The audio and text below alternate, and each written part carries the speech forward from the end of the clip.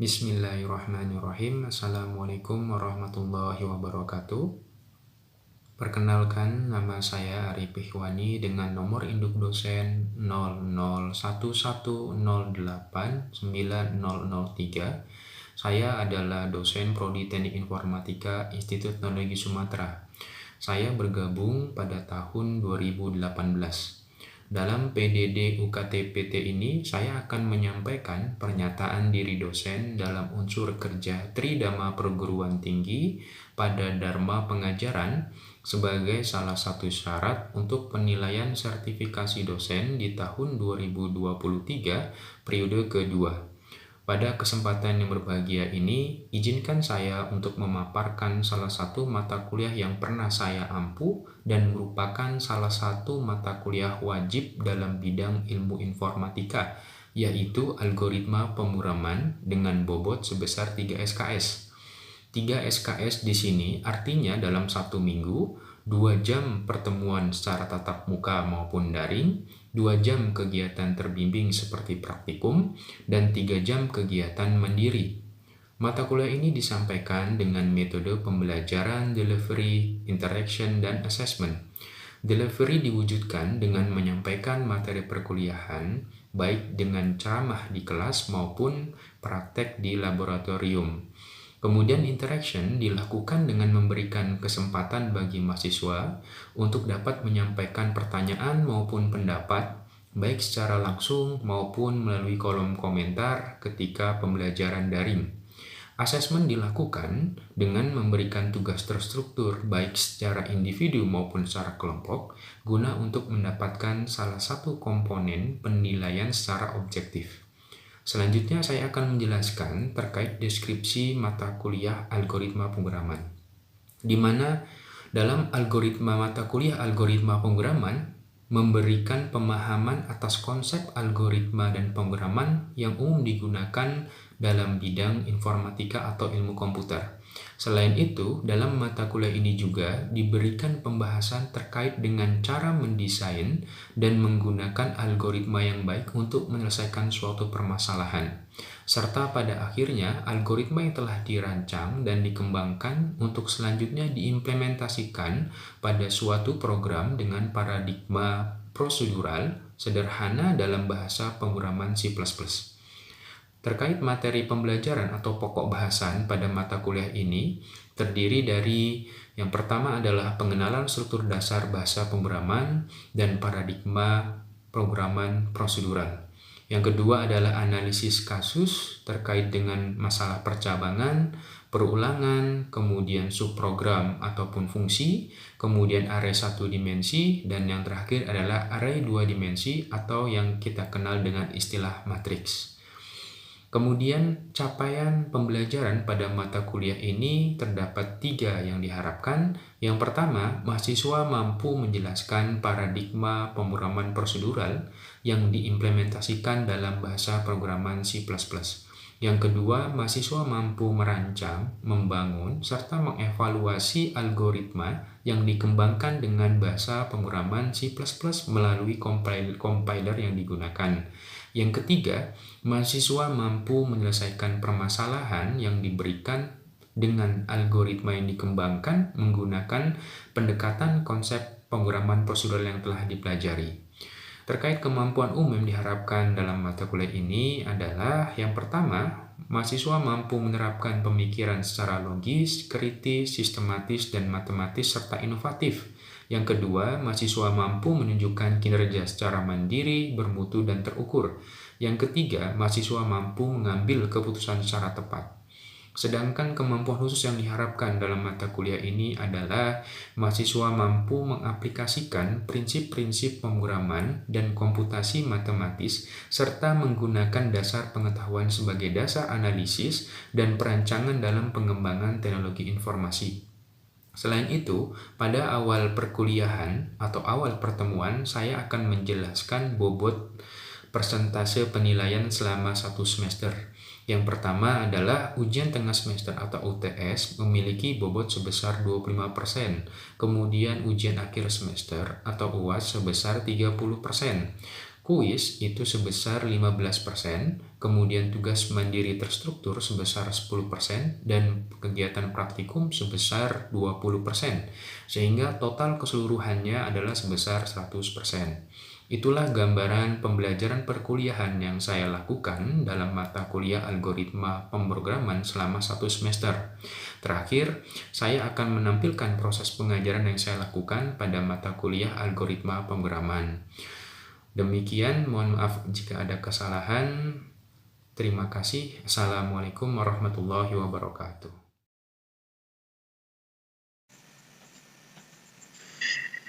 Bismillahirrahmanirrahim. Assalamualaikum warahmatullahi wabarakatuh. Pada pertemuan kali ini kita akan berdiskusi tentang matriks atau larik multidimensi. Dalam hal ini kita akan membahas tentang larik 2 dimensi. Artinya kita akan membutuhkan 2 koordinat titik gitu ya, atau 2 dimensi. Katakanlah sumbu X dan sumbu Y. Kita lihat outline kita. Yang pertama kita akan bicara tentang konsep matriks. Jadi kita akan membayangkan ya, matriks itu seperti apa. Ilustrasinya seperti apa. Kemudian setelah itu bagaimana mendeklarasikan matriks menggunakan bahasa C++.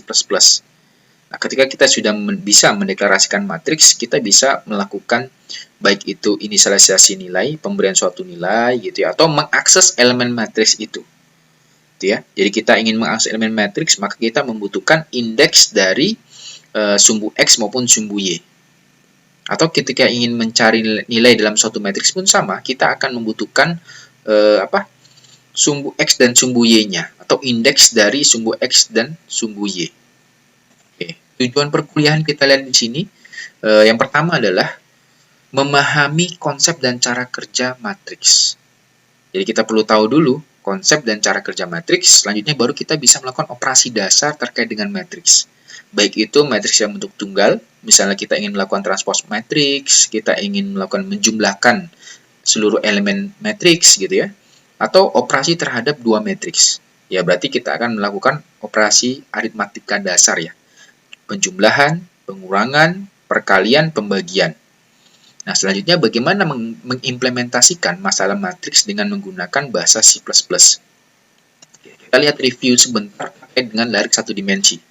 Di sini teman-teman bayangkanlah misalkan kita ingin membuat suatu variabel, kita beri nama variabel itu adalah mahasiswa, yang mana variabel mahasiswa itu bisa menampung atau mengakomodir banyaknya tugas banyak 5 buah.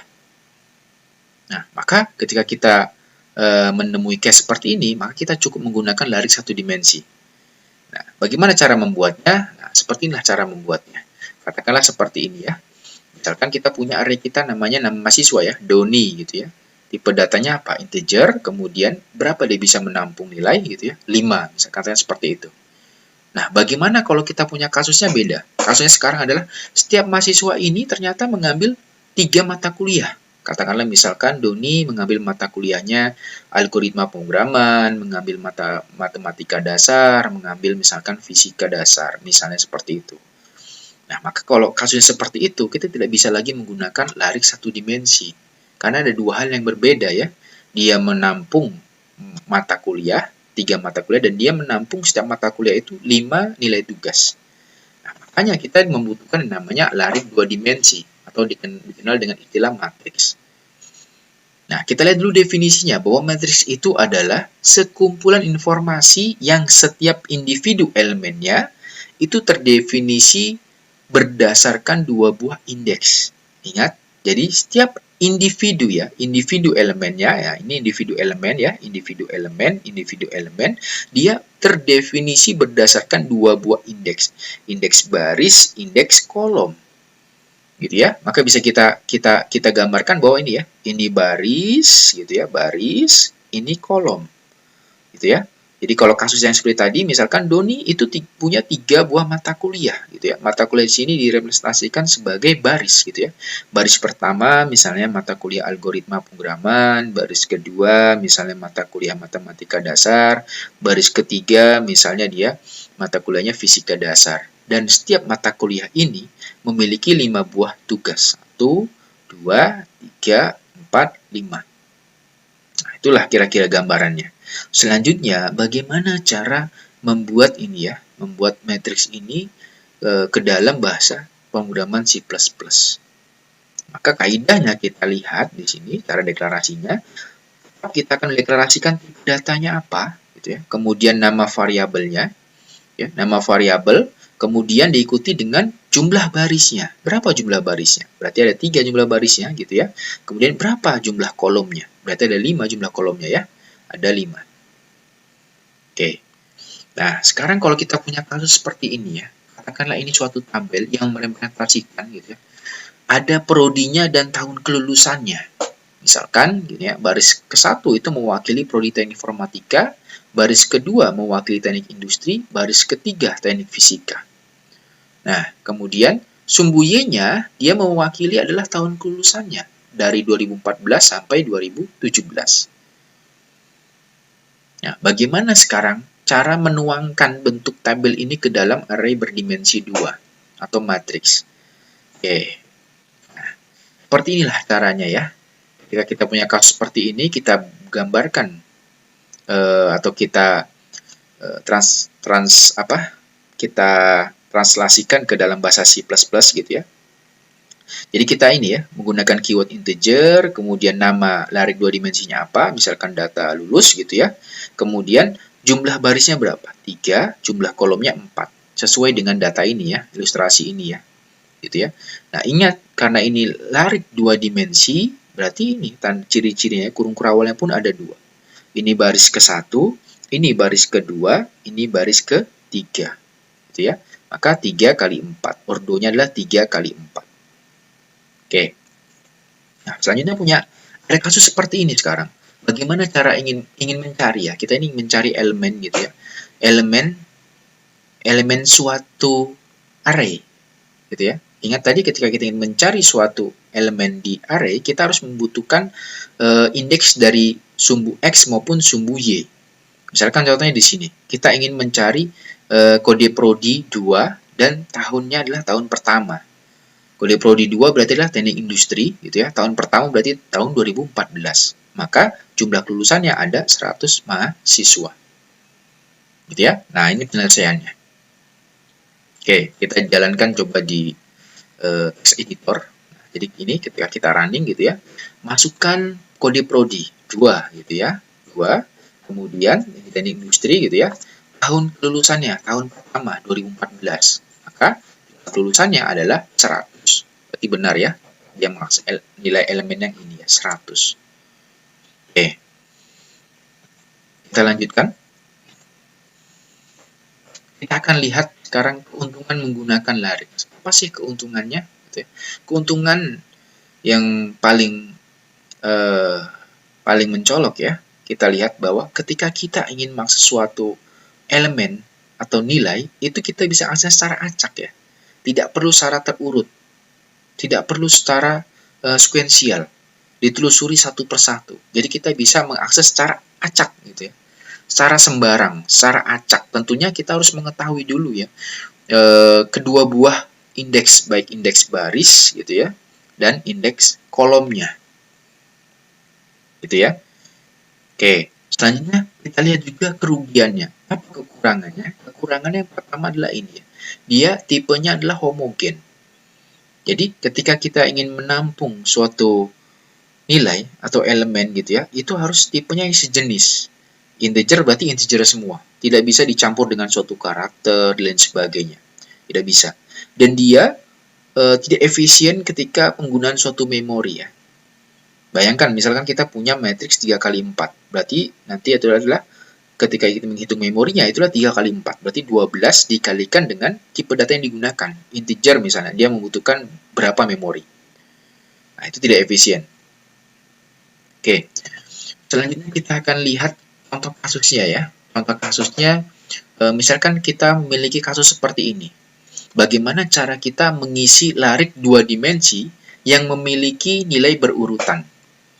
Contohnya di sini, misalkan larik 2 dimensi gitu ya, kita masukkan ordonya adalah 4 kali 2. Kemudian dimasukkan nilainya secara terurutan. 1, 2, 3, 4, 5, 6, 7, 8. Maka di benak kita bisa membayangkan bahwa ini di increment ya. Dinaikkan secara perlahan satu demi satu. Gitu ya. Oke. Kita lihat penyelesaiannya di sini, kita punya gambaran pun di sini sudah memiliki bayangan bahwa ketika kita inputkan ini adalah sesuatu yang diulangi ya. Maka kita bisa menggunakan teknik perulangan. Gitu ya. Nah, ini penyelesaiannya ya. Nah, coba kita lihat di teks editornya agar lebih jelas gitu ya. Nah, sini ya. Karena kita ingin ingat di sini tadi ya, kita ingin memasukkan nilainya itu secara terurut ya. Maka kita harus start dulu ya, atau inisialisasi nilainya itu mulai dari 1. Maka di sini R di sini sama dengan 1. Nanti akan diincrement ya, akan ditambahkan. Kemudian kita membutuhkan dimensi lariknya berupa X dan Y atau sumbu X dan sumbu Y gitu ya. Kemudian kita pun membutuhkan indeksnya ya, indeks dari suatu array-nya, M, katakanlah M dan N. Gitu ya. Nah, di sini kita menggunakan juga teknik perulangan ya, teknik perulangan. Kalau kita perhatikan di sini yang pertama kita diminta untuk memasukkan dimensi larik. Berapa dimensinya? Katakanlah misalkan dimensinya 3 kali 4. Gitu ya. Nah, selanjutnya di sini kita inisialisasi lagi bahwa nanti ada suatu namanya larik 2 dimensi namanya A. Gitu ya. Yang mana A ini dia memiliki ordo X dan Y, ini dia dapat dari ini ya, inputan oleh pengguna ya. Kalau diinputkannya 3, 4, berarti nanti ini adalah larik 2 dimensi yang memiliki ordo 3 kali 4. Nah, kemudian kita gunakan teknik perulangan gitu ya, untuk mengisinya gitu ya. Kita ulangi dia, ini adalah untuk baris gitu ya, ini untuk kolom. Gitu ya. Ya, jadi baris ke-1 selesaikan dulu ya. Baris ke-1 kan gitu ya. Ini kan nested loop ya. Baris ke-1 selesaikan dulu gitu ya. Maka masuk ke sini, ke kolom. Gitu ya. Jadi baris ke-1 kolomnya selesaikan. Habis baru naik lagi nanti ke atasnya baris kedua, selesaikan lagi kolomnya, naik lagi baris ketiga dan seterusnya. Oke, kita mulai misalkan di sini M sama dengan 0. Jadi dari indeks dimulai dari 0. Kemudian batasnya adalah M-nya itu kalau kurang dari X. Terpenuhi ya kondisinya ya. X-nya tadi kan dimasukkan 3. Sini misalnya ya, saya contohkan di sini misalkan 3, kemudian di sini 2. Ya. Oke, kita lihat di sini yang pertama ya. M-nya 0 gitu ya. M0 berarti di sini bisa kita gambarkan bahwa misalkan M-nya itu 0, M sama dengan 0. Kemudian dicek kondisinya M-nya berapa? 0. Apakah itu kurang dari 3? Nah, terpenuhi ya, terpenuhi, maka kita eksekusi yang di dalamnya. Baris ini berarti terpenuhi. Sekarang kita isikan kolomnya satu persatu. Tentunya dimulai juga dari kolom ke 0 dulu, sama. Gitu ya, kita akan cek. N-nya itu adalah kurang dari Y. Berarti 0 kurang dari 2, terpenuhi kan? Maka kita isikan dia. A dari M dan N itu adalah R, berarti 1. Berarti di sini kita gambarkan bahwa A dari indeks ke 0 dikalikan dengan kolom ke 0-nya itu nilainya yang pertama adalah 1. Ya, di increment dia sekarang. Jadi R-nya sekarang sudah 2. Kan gitu ya. Maka naik ke atas ini ya. N-nya sekarang 1. Nah, kan dicek 1 kurang dari 2 terpenuhi. Maka di sini sekarang A dari 0 gitu ya. Kemudian 1 itu adalah nilainya sudah 2. Gitu ya. Nah, sekarang increment lagi R-nya menjadi 3. N-nya pun menjadi 3 ya di increment di sini ya. 3. Akan dicek 3 kurang dari 2 ya dari sini ya. Oh, enggak terpenuhi kan? Gitu ya. Berarti dia keluar dari loop yang ada di dalam. Sekarang ke sini. Berarti M-nya sekarang adalah 1. Nah, kalau kita lihat di sini M-nya adalah sekarang 1. Gitu ya. Maka akan dicek 1 apakah itu kurang dari 3. Oh, terpenuhi gitu ya. Terpenuhi maka masuk lagi ke kolom selanjutnya kan gitu ya. Ingat ini baris, ini kolom. Berarti sekarang baris ke 1. Oh, tadi baris ke 0, sekarang baris ke 1, kolom ke 0. Gitu ya. Begitu seterusnya. Nah, ini adalah proses memasukkan ya. Memasukkan nilai, inisialisasi nilai. Nah, selanjutnya ini adalah proses untuk di sini katakan ini mencetak. Cetak nilai tarik atau matriks 2 dimensi ya. Matriks. Gitu ya. Maka tinggal di-out-kan saja. Di-out-kan apa matriksnya? A terhadap ordonya adalah M kali N. Gitu ya. Jadi ingat teman-teman di sini, ini akan sama ya, akan selalu sama ya. Ini inisialisasi ya, loopingnya akan sama dengan looping yang di sini. Bedanya adalah perintah yang di dalam ininya saja ya, di dalam blok sininya saja ya. Kalau di sini untuk menginputkan suatu nilai, di sini untuk menampilkan, maka dia pakai cout. Gitu ya, cout. Nah, jadi akan nanti ditampilkan satu gitu ya, spasi. Nah, ini ada spasi ya, spasi, kemudian nanti 2. Kan gitu ya. Gitu ya. Jadi nanti kalau sudah selesai ini ditampilkan ini, dia akan pindah nih cout, enter ke bawah. Seperti ini ya ilustrasinya. Kita masukkan. Misalnya dimensinya adalah 3 dan 2. 3 dan 2. Nah, seperti itu. 1 2 kan gitu ya. Nah, selesai di sini 1 2 akan di enter MDL. Jadi 3 4. Selesai lagi enter 5 6. Seperti itu. Oke. Kita lanjutkan lagi.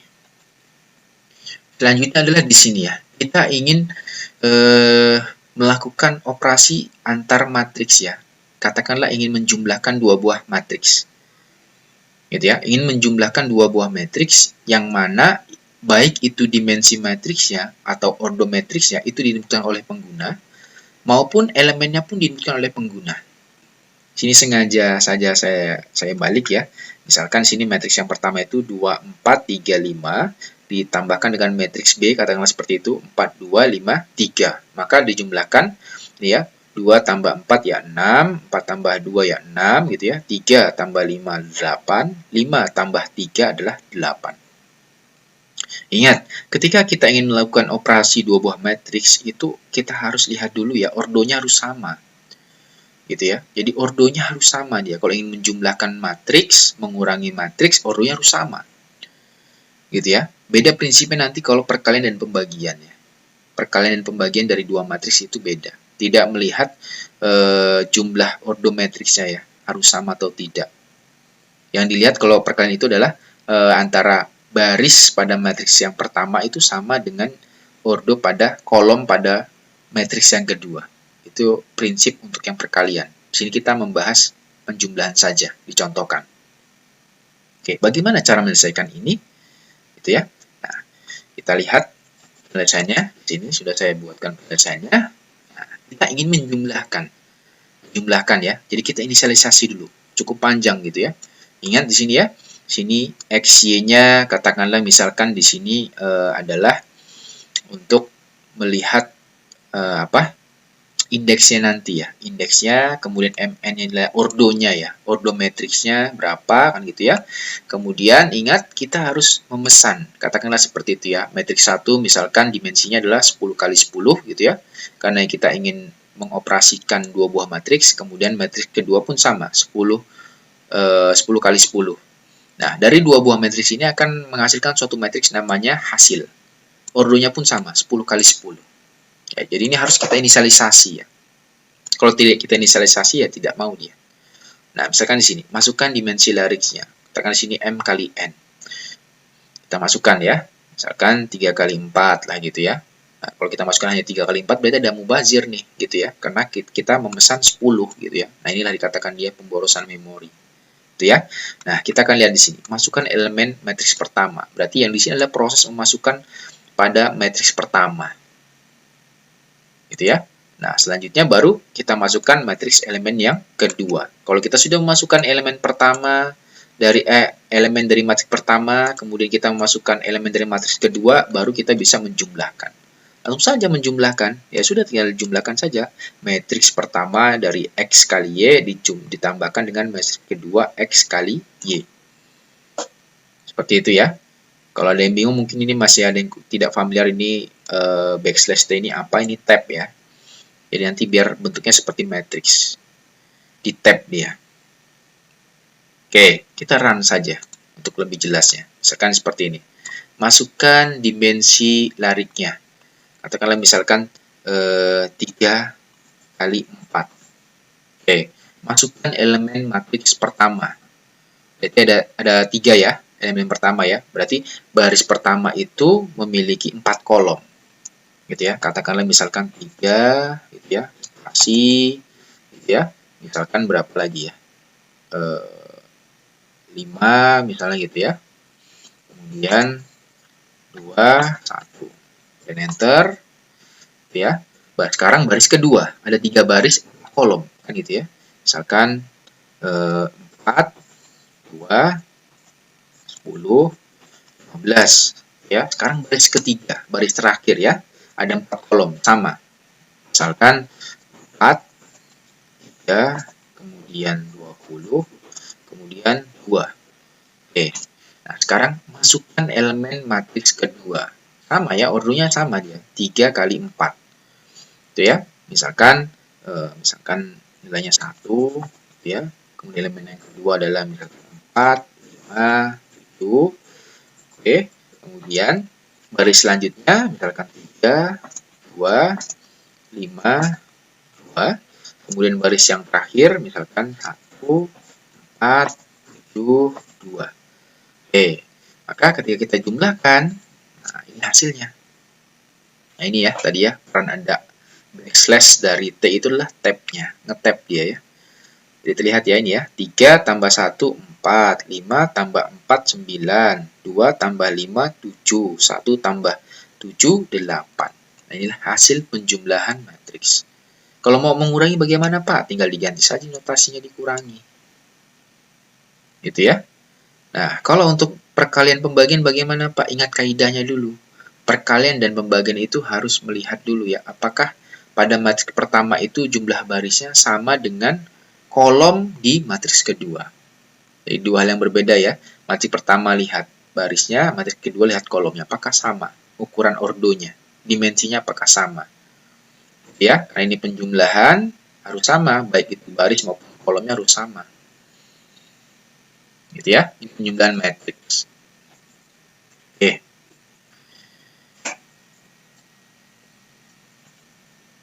Oke, kemudian, nah ini ya, teman-teman di sini ada tugas ya, tugas di minggu ini, teman-teman ini bisa menggunakan contoh yang tadi ya, contoh yang tadi.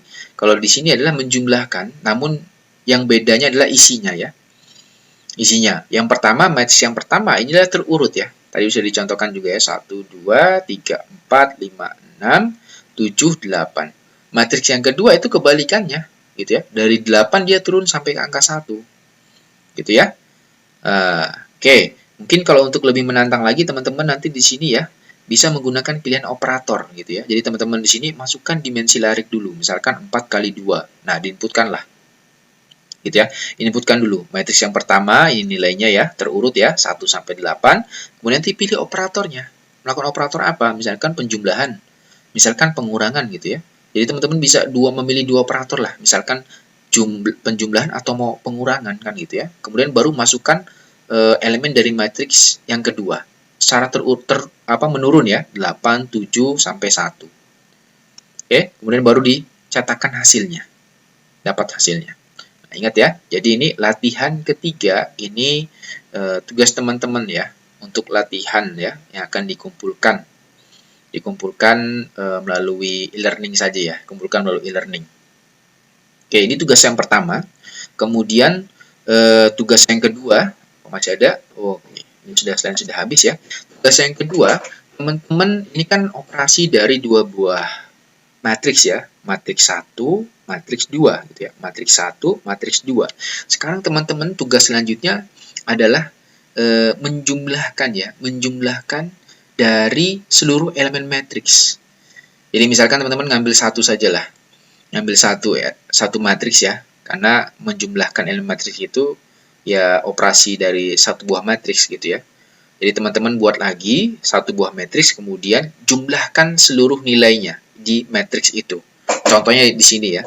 Jadi kalau ingin dijumlahkan ini 1 tambah 2 tambah 3 tambah 4 tambah 5 tambah 6 tambah 7 tambah 8. Gitu ya.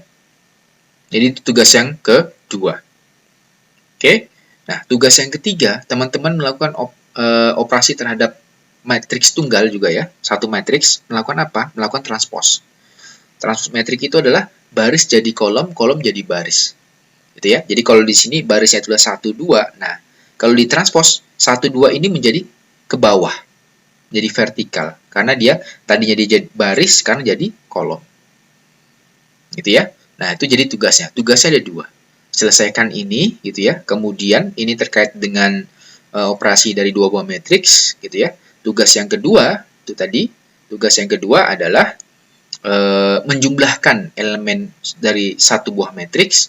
Tugas yang ketiga, melakukan transpose dari satu buah matriks. Oke, demikian pertemuan kita pada minggu ini. Terima kasih, saya akhiri. Assalamualaikum warahmatullahi wabarakatuh.